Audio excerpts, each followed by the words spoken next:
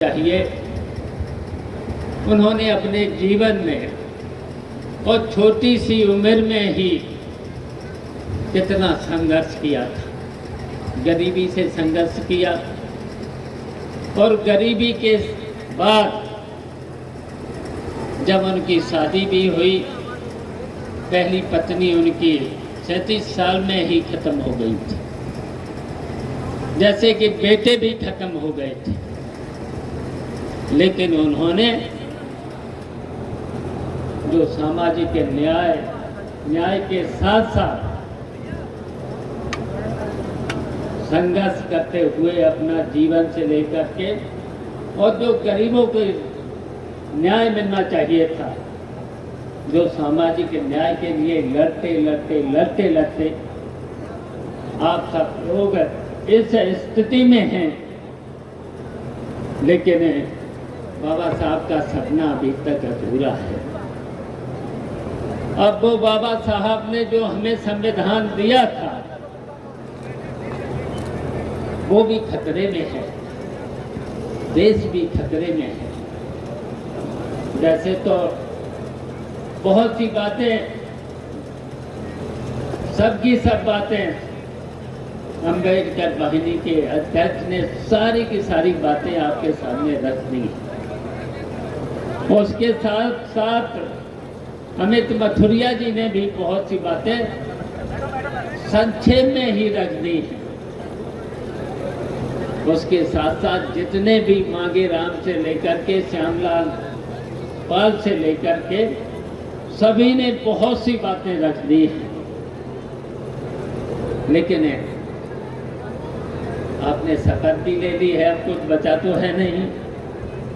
लेकिन आप बहुत देर से बैठे, हम जानते हैं। हमारी जो महिलाएं भी हैं आज भी वो संघर्ष कर रही हैं, जबकि बाबा साहब ने हमें ऐसा संविधान दिया था और उस संविधान में आरक्षण भी दिया था। लेकिन वो आरक्षण भी आज तक पूरा नहीं हुआ है। लेकिन आज जो संविधान पर जो संकट है, जो भारतीय जनता पार्टी ने जो इनकी मंशा है, जो तिहाई बहुमत से इस संविधान को भी बदलना चाहते हैं। तो हमें उम्मीद है कि आप सब लोगों ने जो शपथ ले ली है, जो संकल्प ले लिया है, वो भारतीय जनता पार्टी का संकल्प अब पूरा नहीं होने वाला है। और हम तो बधाई देना चाहते हैं, इसलिए बधाई देना चाहते हैं संतोष जाटव जी को और उनके सभी अनुयायियों को। उन्होंने भी संकल्प लिया है, शपथ भी दिया है, सब लोगों ने शपथ खाई है। ये बधाइयों का सवाल नहीं है, पूरे उत्तर प्रदेश के 75 जिलों का सवाल है। और 75 जिलों का सवाल इसलिए है, और हम लोग बैठेंगे नहीं। अब बाबा साहब का दिया हुआ संविधान को हम बचाएंगे। पूरे उत्तर प्रदेश में इस भारतीय जनता पार्टी की सरकार और भारतीय जनता पार्टी के लोगों को बेनकाब करने का काम करेंगे। तब ये संविधान बचेगा। जब संविधान बचेगा तो हमारा देश भी बचेगा। तो इसलिए हम आपसे कहना चाहते हैं, ये बधाइयों का सवाल नहीं है। बधाइयों तो आप लोग अब जिता ही लेंगे।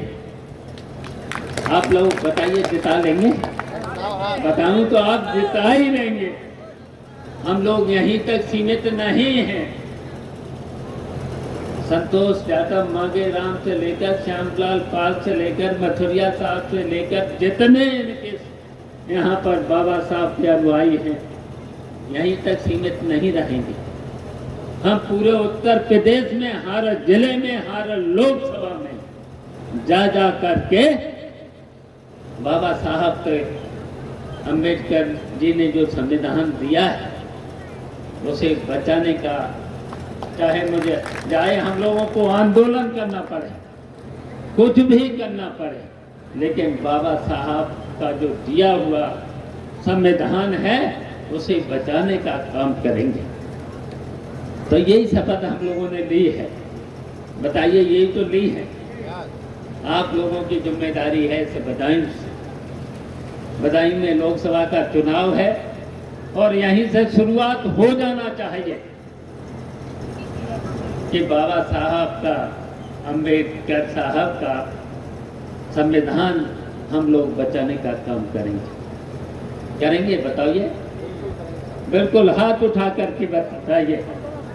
और हम लोग तो यहाँ के बाद निश्चिंत हो जाए तो हम तो पूरे उत्तर प्रदेश में संतोष जाटव से लेकर के इनके जितने भी समर्थक हैं जिनके मैंने नाम लिए हैं और जो भी बचे हैं वो भी हम सब लोग यहाँ के बाद, यहाँ का चुनाव होने के अगर जिम्मेदारी आज ही आप सब लोग ले लें तो यहाँ तो आते ही जाना रहेगा। इसके साथ साथ आसपास की जितने भी लोकसभा हैं उसमें हम लोग बाबा साहब का संविधान है उसे बचाने का काम शुरू कर देंगे और जाएंगे, ऐलान भी करेंगे। तो इसलिए आप लोगों की यहाँ की जिम्मेदारी तो आप ही छोड़ता हूँ। बताइए, आप लोग सब लोग यहाँ की जिम्मेदारी निभाएंगे?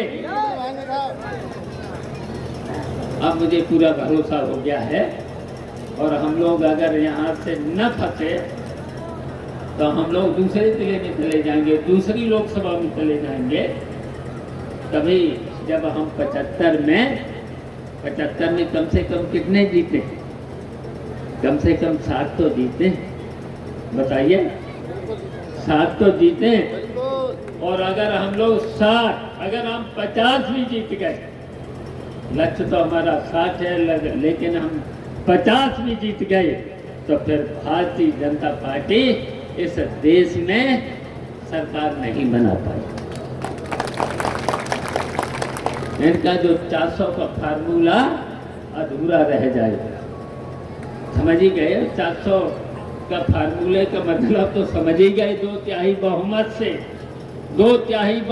से ये बाबा साहब के संविधान में परिवर्तन करना चाहते हैं। तो ये नहीं होगा अगर हम